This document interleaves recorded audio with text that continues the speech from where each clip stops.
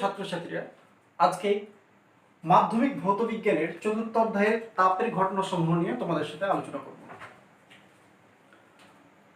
প্রথমে তিনটে উদাহরণ উল্লেখ করব। তোমাদের বাড়িতে অনেকেই নিশ্চয়ই লোহার তৈরি গেট আছে। সেই গেটে ভালো করে লক্ষ্য করলে বুঝতে পারবা যে গ্রীষ্মকালে সেই গেট দুটো পরস্পরের সাথে এঁটে যায়, অর্থাৎ শক্ত হয়ে যায়, খুলতে কষ্ট হয়। কিন্তু কেন এমন হয়?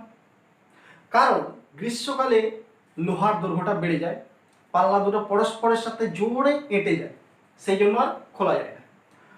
আবার তোমরা দেখে থাকবে কাচের বোতলের ছিপিটা যদি কোনো ধাতুর তৈরি হয়, তাহলে অনেক সময় সেই ছিপিটা বোতলের সঙ্গে আটকে যায়।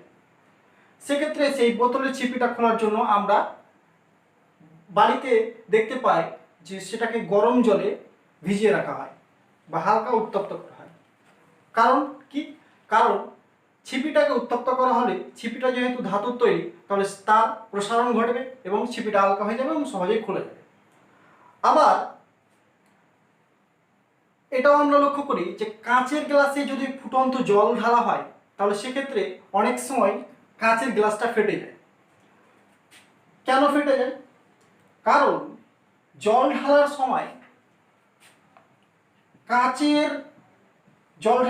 কাঁচের ভেতরের দিকটা, মানে গ্লাসের ভেতরের দিকটা গরম জলের সংস্পর্শে আসা মাত্রই প্রসারিত হয়, কিন্তু কাঁচের গ্লাসের বাইরের দিকটা, কাঁচ যেহেতু তাপের কুপ্রবাহী, সেই জন্য বাইরের দিকটা ততটা প্রসারিত হওয়ার সুযোগ পায় না। অর্থাৎ ভেতরের প্রসারণ এবং কাঁচের গ্লাসের বাইরের প্রসারণ, এই দুটোর মধ্যে প্রসারণের মধ্যে পার্থক্য, অসম প্রসারণ দেখা যায়। এই অসম প্রসারণের ফলে একটা বল তৈরি হয়, যে বলের প্রভাবে কাঁচের গ্লাসটা ফেটে যায়।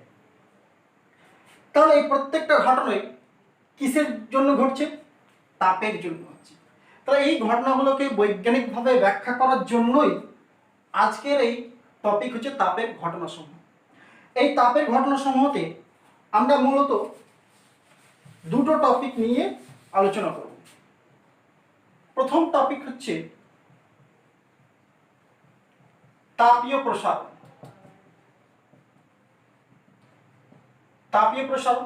দ্বিতীয় টপিক হচ্ছে তাপের পরিবহন।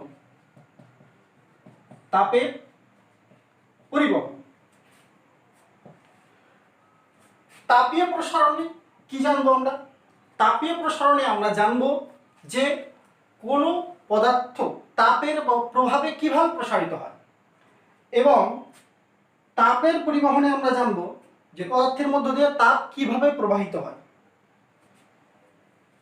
তো প্রথমে যদি আমরা তাপীয় প্রসারণের কথা বলি, তাহলে তাপীয় প্রসারণটা কেন ঘটছে? ধরে নিলাম একটা পদার্থ আছে, পদার্থ কি দিয়ে তৈরি? অণু পরমাণু দিয়ে তৈরি। তো ওই পদার্থটার অণুগুলো যদি প্রাথমিক অবস্থায় এইরকম পরস্পরের কাছে কাছে থাকে, তারপরে যদি এই পদার্থটাকে তাপ দেওয়া হয়, তাহলে এই পদার্থের অণু পরমাণুগুলো পরস্পরের থেকে দূরে সরে যাবে। কেন দূরে সরে যাবে? কারণ তাপের ফলে এই পদার্থের অণুগুলোর কম্পন বেড়ে যাবে, এবং এই কম্পন বেড়ে যাওয়ার ফলে অণুগুলোর আগে যে দূরত্ব ছিল পরস্পরের মধ্যে, সেই দূরত্বটা বেড়ে যাবে। যেহেতু দূরত্ব বেড়ে যাবে অণু পরমাণুগুলোর মধ্যে, সুতরাং অবশ্যই এক্ষেত্রে ওই পদার্থটা কিছুটা প্রসারণ ঘটবে। তাহলে তাপের প্রভাবে এই যে প্রসারণ ঘটলো, এটাই হচ্ছে তাপীয় প্রসারণ। এই তাপীয় প্রসারণ তিন ধরনের। কেন তিন ধরনের?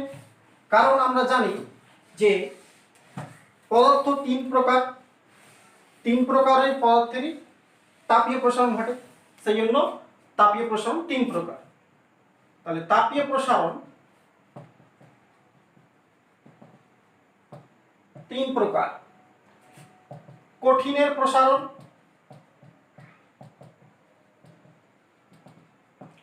তরলের প্রসারণ এবং গ্যাসের প্রসারণ।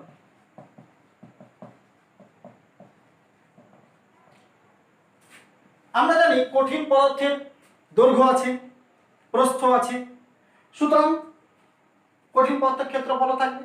কঠিন পদার্থ ঘনবস্তু, সুতরাং এর আয়তন থাকবে। তাহলে কঠিন পদার্থের যে প্রসারণটা হবে সেটা তিন ধরনের প্রসারণ হবে। কি কি? কঠিন পদার্থটা দৈর্ঘ্যে প্রসারিত হতে পারে, অর্থাৎ দৈর্ঘ্য বা রৈখিক প্রসারণ। কঠিন পদার্থটা ক্ষেত্রফলের দিক দিয়ে প্রসারিত হতে পারে, অর্থাৎ ক্ষেত্র প্রসারণ। কঠিন পদার্থটা আয়তনের দিক দিয়েও প্রসারিত হতে পারে, অর্থাৎ আয়তন প্রসারণ। তাহলে কঠিন পদার্থে তিন ধরনের প্রসারণ দেখা যায়: দৈর্ঘ্য বা রৈখিক প্রসারণ, ক্ষেত্র প্রসারণ এবং আয়তন প্রসারণ। তরল পদার্থের কোনো দৈর্ঘ্য বা প্রস্থ আছে কি? নেই। তাহলে তরলের দৈর্ঘ্য বা রৈখিক প্রসারণ, ক্ষেত্র প্রসারণ থাকবে না। কি থাকবে? এর শুধুমাত্র আয়তন প্রসারণ ঘটবে। একই রকম ভাবে গ্যাসের ক্ষেত্রেও তাই, গ্যাসের দৈর্ঘ্য প্রস্থ কিছু নেই, সুতরাং এরও কি হবে? আয়তন প্রসারণ ঘটবে। তরলের অবশ্যই আয়তন প্রসারণটা দু রকমের হয়, আপাত প্রসারণ আর প্রকৃত প্রসারণ। আমরা এই দুটো টপিক নিয়ে পরবর্তীতে আলোচনা করব। এখন আমরা আসছি কঠিনের প্রসারণ দিয়ে। আমরা জানলাম কঠিন পদার্থের তিন রকম প্রসারণ হয়: দৈর্ঘ্য বা রৈখিক প্রসারণ, ক্ষেত্র প্রসারণ এবং আয়তন প্রসারণ। এখন বিভিন্ন কঠিন পদার্থের প্রসারণ বিভিন্ন রকম হবে।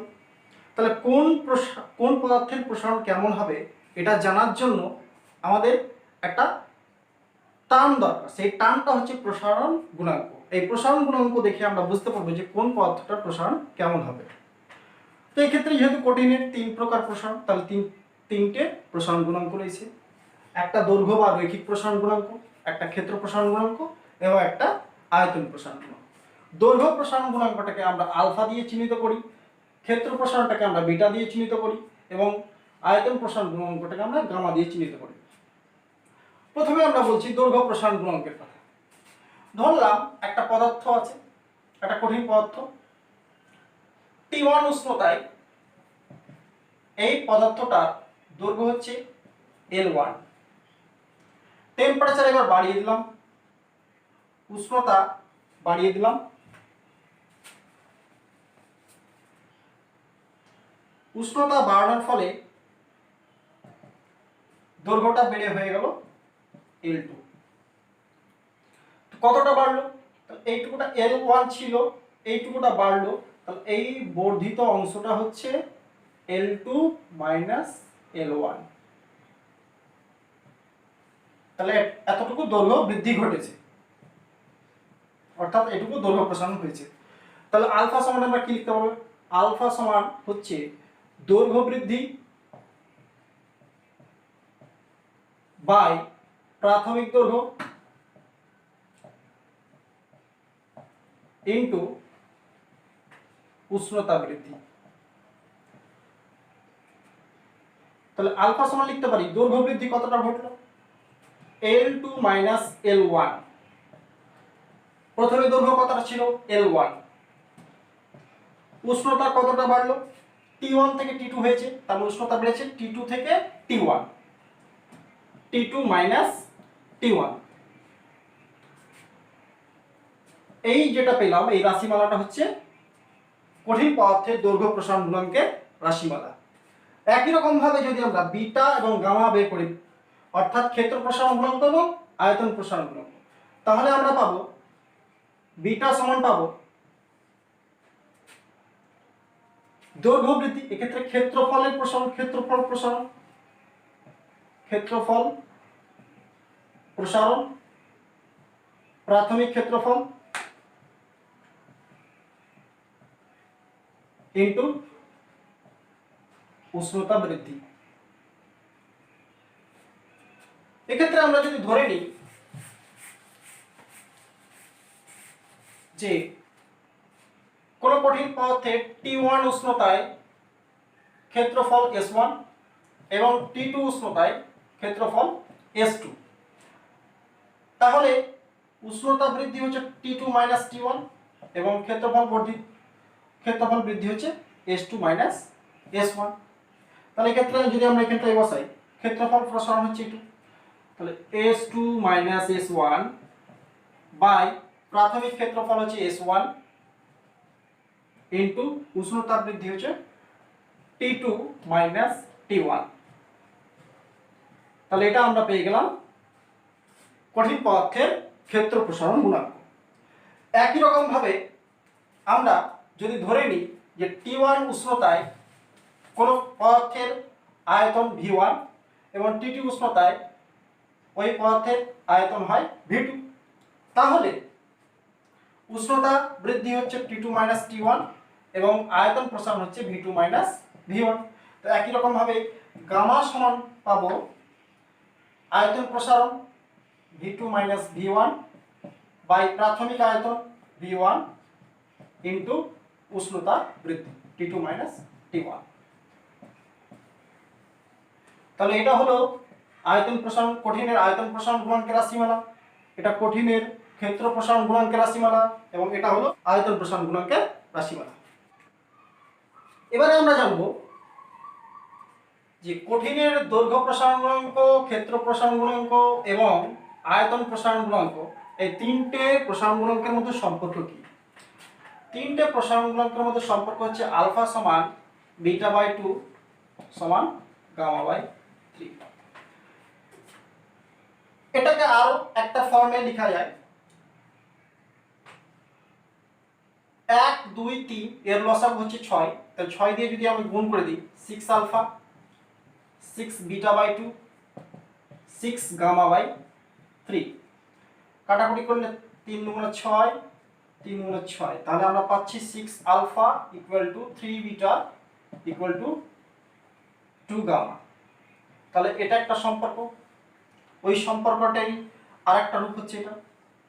এবং এই দুটো সম্পর্ক থেকে আমরা বুঝতে পারছি যে এখানে গামার মান সবচেয়ে বেশি এবং আলফার মান সবচেয়ে কম। তাহলে gamma greater than beta greater than alpha, এই তিনটে জিনিস আমাদেরকে খুব ভালোভাবে মনে রাখতে হবে। আমরা জানি আলফা সমান দৈর্ঘ্য বৃদ্ধি বাই প্রাথমিক দৈর্ঘ্য ইন্টু উষ্ণতা বৃদ্ধি। তাহলে আলফার একক কি হবে? তাহলে আলফার একক হবে দৈর্ঘ্যের একক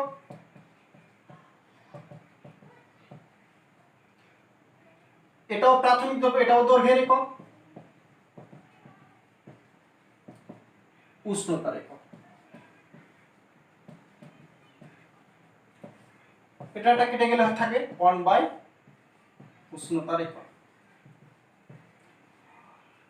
অর্থাৎ আমরা দেখতে পাচ্ছি যে দৈর্ঘ্য প্রসারণ গুণাঙ্কের একক দৈর্ঘ্যের উপরই নির্ভর করে না, নির্ভর করে উষ্ণতার এককের উপর।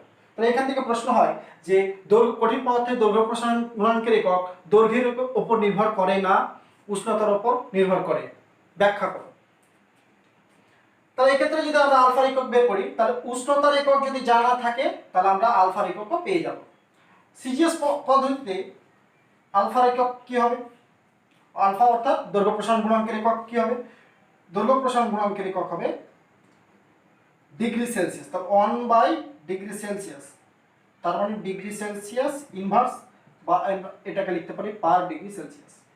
যদি এসআই কে হিসাব করি তাহলে 1 বাই কেলভিন সমান কেলভিন ইনভার্স বা পার কেলভিন।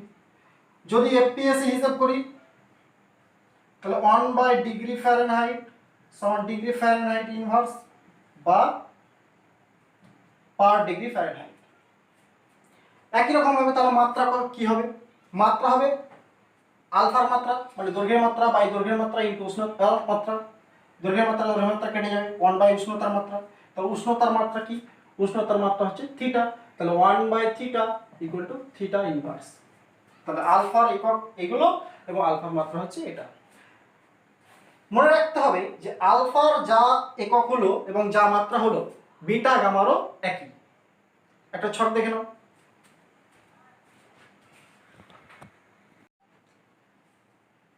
তোমরা কঠিন পদার্থের আলফা বিটা গামার সিজিএস এসআই এবং এফপিএস এককগুলি এবং মাত্রাগুলো এইভাবে মনে রাখতে পারো। এরপরে আলফা বিটা গামার সংজ্ঞাগুলো কিভাবে মুখস্থ করবা? প্রতি একক উষ্ণতা বৃদ্ধির জন্য কোনো কঠিন পদার্থের একক দৈর্ঘ্যে একক দৈর্ঘ্যে যে পরিমাণ দৈর্ঘ্য প্রসারণ ঘটে তাকে ওই পদার্থের দৈর্ঘ্য প্রসারণ গুণাঙ্ক বলে। আমরা একটু আগে দেখলাম আলফা সমান দৈর্ঘ্য বৃদ্ধি বাই প্রাথমিক দৈর্ঘ্য ইন্টু উষ্ণতা বৃদ্ধি। তাহলে একক উষ্ণতা বৃদ্ধির জন্য একক দৈর্ঘ্যে কতটা দৈর্ঘ্য প্রসারণ ঘটছে সেটাই হচ্ছে দৈর্ঘ্য প্রসারণ গুণাঙ্ক। তোমরা এইভাবে ডেফিনেশন লিখতে পারো। একটা মুখস্থ করলে বাকি বাকি দুটোও বেরিয়ে যাবে। কিভাবে? শুধু এই জায়গাটা চেঞ্জ হবে, এই জায়গাটা চেঞ্জ হবে, আর অবভিয়াসলি এই জায়গাটা চেঞ্জ হবে। তাহলে যদি আমরা ক্ষেত্র প্রসারণ গুণাঙ্কের কথা বলি, তাহলে প্রতি একক উষ্ণতা বৃদ্ধির জন্য কোনো কঠিন পদার্থের একক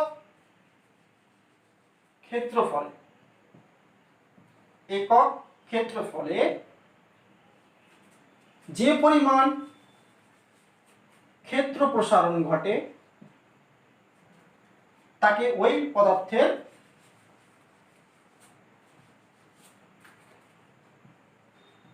ক্ষেত্র প্রসারণ গুণাঙ্ক বলে। একই রকম ভাবে যদি আয়তন প্রসারণ গুণাঙ্কের কথা বলা হয়, তাহলে প্রতি একক উষ্ণতা বৃদ্ধির জন্য কোনো কঠিন পদার্থের একক আয়তনে, এই জায়গাটা হবে আয়তনে যে পরিমাণ আয়তন প্রসারণ